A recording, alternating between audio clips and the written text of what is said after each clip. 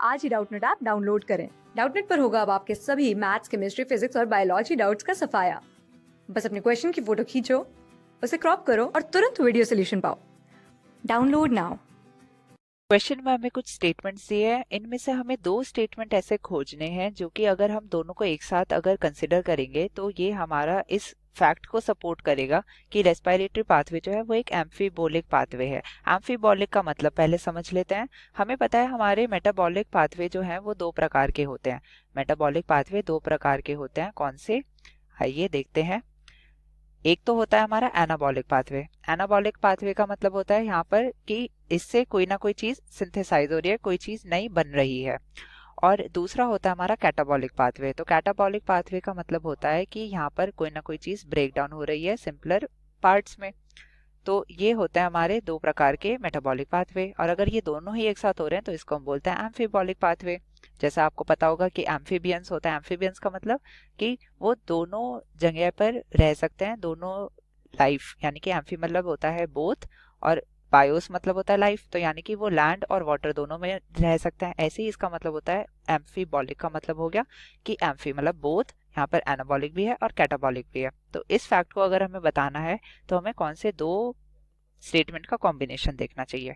सबसे पहले पहला स्टेटमेंट पढ़े तो वो कह रहा है कि fats break down to glycerol and fatty acid subsequently yields acetyl coenzyme A. तो यहाँ पर सिर्फ ये बताया गया है कि फैट्स जो होते हैं या फिर फैटी एसिड जो हैं वो सबसे पहले हमारा ब्रेक डाउन करते हैं ग्लिसरॉल में और फैटी एसिड में, और ये एक साथ हमारे क्या बन जाते हैं आगे जाके, एसिटाइल कोएंजाइम ए।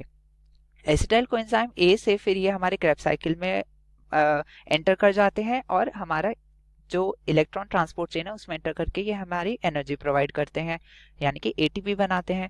तो ये हमें ये दिखाया जा रहा है कि अलग अलग प्रकार के मॉलिक्यूल्स भी हमारे रेस्पायर करके एटीपी बना देते हैं। खाली ग्लूकोज ही वो मॉलिक्यूल नहीं है जिससे कि एनर्जी मिलती है।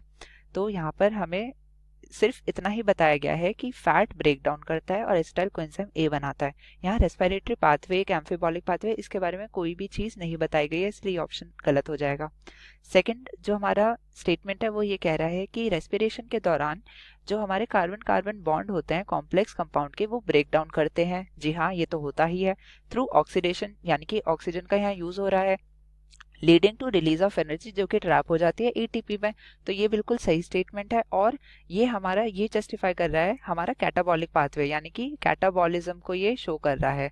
और कैटाबॉलिक पाथवे हमें पता है ब्रेक डाउन होते हैं, तो यहाँ पर ब्रेक डाउन का वर्ड भी यूज किया गया है, तो हम इसको कंसिडर करेंगे। अब इसके साथ का एक कॉम्बिनेशन हमें सेट करना है, तो बाकी ऑप्शंस भी देखते हैं।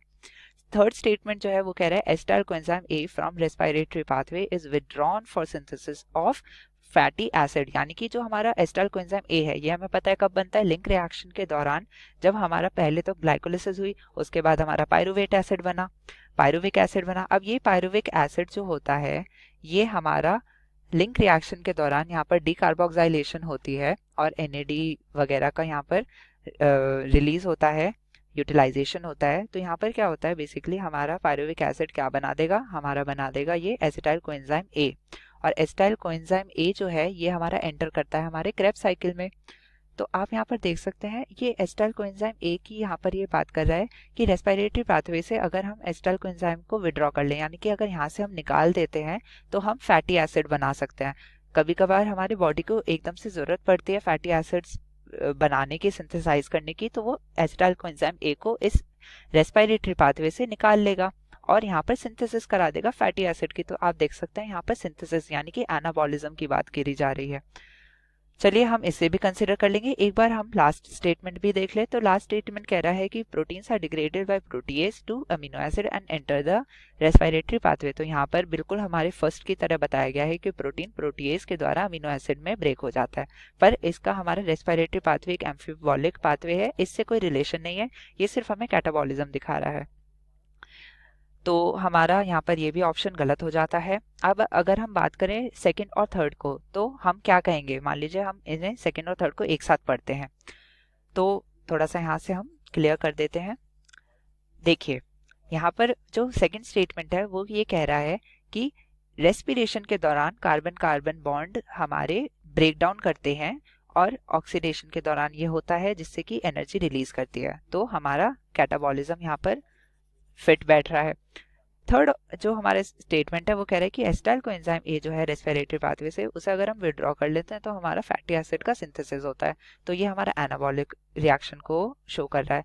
तो हमारा करेक्ट कॉम्बिनेशन यहाँ पर बन जाएगा, करेक्ट कॉम्बिनेशन बनता है 2 और 3 जो कि है ऑप्शन 4 में यानी कि डी में। तो हमारा करेक्ट आंसर बन जाएगा डी। Thank you. क्लास 6 से 12 से लेके नीट, IIT, जेईई मेंस और एडवांस के लेवल तक 10 मिलियन से ज्यादा स्टूडेंट्स का भरोसा। आज ही डाउनलोड करें डाउटनेट ऐप या व्हाट्सएप कीजिए अपने डाउट्स 8400 400 400 पर।